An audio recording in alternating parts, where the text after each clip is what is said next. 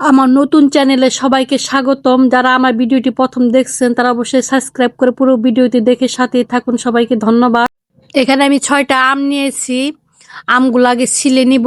আপনারা আমগুলো ছিলিয়ে নেবেন যে যেভাবে পারেন। সবুজ অংশটা হালকা থাকলেও কোনো সমস্যা নাই।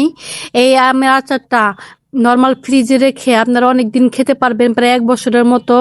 এটা খেতে যেমন মজা এবং অল্প উপকরণে খুব ঝটপট তৈরি হয়। 10 মিনিটেই তৈরি করে ফেলতে পারবেন যদি হাতের নাগালে সব কিছু রেডি করা থাকে। একদম অল্প ঘরোয়া কিছু উপকরণে এই আমের আচারটি তৈরি করা যায়। একবার খেয়ে দেখবেন যে আমের আচারটি কেমন লাগে। আমি অনেকবার এটা ট্রাই করেছি, যাদেরকে খাওয়াইছি তারা সবাই প্রশংসা করেছে। তো এখন আমি আমগুলা ছিলানো হয়ে গেছে। এখন এগুলো ফালি ফালি করে নেব। আপনারা আপনাদের অনুযায়ী ফালি ফালি করে নেবেন সুবিধা অনুযায়ী। আমি এগুলো লম্বা লম্বা করে ফালি ফালি করে নেব। আপনারা ইচ্ছা করলে গুল গুল করে নিতে পারেন। যেহেতু আমরা এই আমগুলো আমি একদম ম্যাশ করে ফেলবো, হালকা হালকা একটু একটু যেন আস্ত থাকে, পুরো ম্যাশ করব না। আপনারা যে কোনোভাবে এটা কেটে নিতে পারেন। আমগুলা কেটে যদি আপনাদের বাসায় সিরকা থাকে সে তো ভালো, আর যদি সিরকা বা ভিনেগার কিছু না থাকে কোনো সমস্যা নাই। যদি 2টা লেবু থাকে তাহলে যথেষ্ট। 2টা লেবুর রস বের করে নেবেন। লেবুর রস বের করে নিয়ে সাথে একটু লবণ পানি গুলে রাখবেন। সেখানে মানে আপনাদের পরিমাণ মতো যতটুকু আপনার ইচ্ছা, একটু বেশি লবণ দিলে ভালো হয়, কারণ আমগুলো যদি বেশি টক হয় তাহলে লবণটা একটু বাড়িয়ে দিবেন। কারণ লবণ আর পানি মিশ্রিত পানির মধ্যে যদি আম ভিজিয়ে রাখা যায় তাহলে টক অনেকটাই কমে যায়।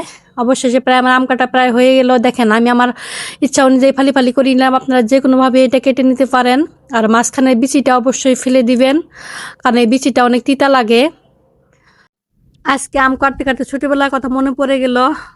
যখন ক্লাস 5-এ পড়তাম, গাছ থেকে আম কুড়িয়ে ঝিনুক আছে না, ঝিনুক, ওই ঝিনুকের মাঝখানে একদম ঘষে ঘষে একবার ধারালো করে তারপরে আমগুলো একদম ছিলে ছিলে বসে আমরা সবাই মিলে বান্ধবীরা বসে খাইতাম। 6টা আমি আমার কাটা শেষ হয়ে গেছে। দেখেন ফালিগুলো একটু একটু সবুজ কালার থাকলেও কোনো সমস্যা নেই। আমি এটা কিছুক্ষণ ফ্যানের নিচে রাখছি। এখন দেখেন, ওই যে বলছিলাম লেবু আর লবণ দিয়ে পানি মিশ্রিত করে রাখতে কিছুক্ষণ, আমি প্রায় 10 মিনিটের মতো রাখছিলাম। এখন আমি প্যানে দিয়ে দিব। প্যানে একটু গরম পানি করব। গরম পানি করে আমগুলো একটু ভাপ দিব, কারণ ভাপ দিলে আরও মানে আমগুলো খুব টক ছিল। যদি আমটা বেশি টক হয় তাহলে একটু ভাপ দিয়ে নেবেন, আগে খেয়ে দেখবেন একটা। আর যদি আম একটু মিষ্টি মিষ্টি হয় তাহলে ভাপ দেওয়ার কোনো প্রয়োজনই নাই, তাহলে এমনি এমনি শুধু চিনি চিনি মশলা দিয়ে করে ফেলবেন। দেখেন পানি দিয়ে, পানিটা ইচ্ছা মতো দিতে পারেন। দিয়ে আমি বেশিক্ষণ রাখবো না, প্রায় 5 থেকে 6 মিনিট, খালি একটু জানে হালকা হালকা একটু বলক উঠে আসে এরকম করে হালকা সিদ্ধ করে নিয়ে দেখেন যেন একদম যেন ম্যাশ না হয়ে যায়। আমি এখন পানি ঝরিয়ে এগুলো সবগুলো একটা বলের মধ্যে উঠিয়ে নিব। উঠিয়ে নিয়ে আমি মশলাগুলো রেডি করতে থাকবো এই পাশে। তারপরে প্যানে দিয়ে দিলাম আমি এখানে লাল চিনি, প্রায় 500 গ্রামের মতো লাল চিনি দিয়ে দিচ্ছি এখানে, কারণ আমি একদম বেশি মিষ্টি করব না, একটু টক ঝাল রাখবো। এই চিনিটা দেখেন যখন গলে আসবে তখন আমগুলো দিয়ে দিব। যখন এই পর্যায়ে আসবে চিনিগুলো একদম হালকা হালকা মানে ফুটন্ত হবে, একটু আঠালো হয়ে আসবে, তখন আমগুলো দিয়ে দিলাম। এখন আমি একটা মশলা করে রাখছিলাম, ধনিয়া, তারপর হলো রাঁধুনি, সরিষা, মেথি, একটু কালো জিরা, সব কিছু একসাথে কটা শুকনো মরিচ ভেজে হালকা ভেজে পাটায় গুঁড়া করে নিছি। এখন আমি সবগুলো মশলা দিয়ে দিব। দেখেন এই যে মশলাগুলো সবগুলো আপনি ব্লেন্ডার বা পাটায় বেটে দিয়ে দিবেন। এখানে পরিমাণ মতো আমি বিট লবণ দিয়েছি এবং আস্তে আস্তে মশলাগুলো এখন আমি চারপাশে ছড়িয়ে দিব।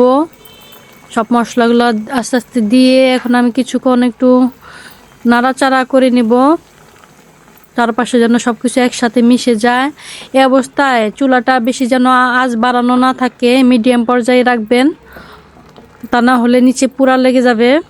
এভাবে বেশ কিছুক্ষণ নাড়াচাড়া করুন। আমি একটু কালার আসার জন্য একটু সামান্য হলুদ, সামান্য একটু গুঁড়ামরিচ দিয়ে দিলাম যেন কালারটা সুন্দর আসে। দেখেন কালারটা কি সুন্দর আসছে, আর চারপাশে কি গ্রান মনে হয় একদম ছড়িয়ে গেছে গ্রানে। দেখি মনে হচ্ছে এখনই খেয়ে ফেলি। আমরা বাড়ির সবাই একদিন আচারটা খেয়ে ফেলছিলাম। দেখেন দেখতে কি লোভনীয় হয়েছে, একদম টক ঝাল মিষ্টি আর গ্রানে চারপাশ কি সুন্দর মোমো করতেছে একদম। দেখেন আচারটা কত লোভনীয় হয়েছে। আপনারা একদিন বাসায় এটা বানিয়ে খেয়ে দেখবেন কেমন লাগে। দেখেন কত লোভনীয় আচারটা, দেখেই তো মন প্রাণ জুড়িয়ে যাচ্ছে। আর খেলে তো আরো বলবেন আঙ্গুল চেটে পুটে খাই। একদিন অবশ্যই আপনারা ট্রাই করে দেখবেন।